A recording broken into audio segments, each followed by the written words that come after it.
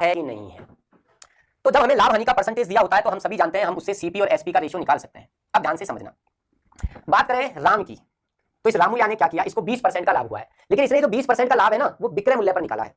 20% का लाभ विक्रय मूल्य पर, 1/5 का लाभ, लेकिन हम तो जानते हैं लाभ क्रय मूल्य पर होता है, और जब लाभ क्रय मूल्य पर निकलता है तो ये 5 जो नीचे की संख्या ये क्रय मूल्य को दिखाती है, लेकिन उसने क्रय मूल्य पर नहीं विक्रय मूल्य पर निकाला है। उसने क्रय मूल्य पर नहीं, उसने विक्रय मूल्य पर निकाला है। उसने विक्रय मूल्य पर निकाला है। किस पर निकाला है? विक्रय मूल्य पर। तो ये 5 आपके क्रय मूल्य नहीं है, ये विक्रय मूल्य है एसपी, और 1 का हो रहा है लाभ। तो राम के लिए 5 क्या है? विक्रय मूल्य है, 1 का लाभ है, तो फिर सीपी कितना होगा? 4 होगा। ठीक है, लेकिन जो हमारे श्याम भाई साहब हैं, श्याम भाई साहब जो है ना हमारे, उनको भी 20% का ही लाभ हुआ है, उनको भी 20% का ही लाभ हुआ है, लेकिन ये 20% का लाभ उनको क्रय मूल्य पर ही हुआ है, तो उनके लिए ये 5 क्रय मूल्य 1 का लाभ है, तो उनके लिए 5 क्रय मूल्य 1 का लाभ है, तो 6 हो गया। बस इसी चीज का आपको इस सवाल में ध्यान देना था। दोनों का विक्रय मूल्य समान है, तो ये 6 से मल्टीप्लाई होगा और ये 5 से मल्टीप्लाई होगा, तो ये आपका 30 और ये आपका 30। अब मैं डायरेक्ट लिख दूं? चलो रहने दो, मल्टीप्लाई कर देते हैं, तो 24 और ये आपका 25। Any problem? अब हमसे सवाल में कहा है कि हमसे ये कहा कि क्रय मूल्यों का अंतर बता दो, जबकि ओरिजिनल वैल्यू क्या है? प्रत्येक को 1800 में बेचा है, तो यहाँ प्रत्येक को कितने में बेचा है? 30 में, तो 30 यूनिट की वैल्यू 1800 आपको दी है। 30 यूनिट की वैल्यू आपको 1800 दी है।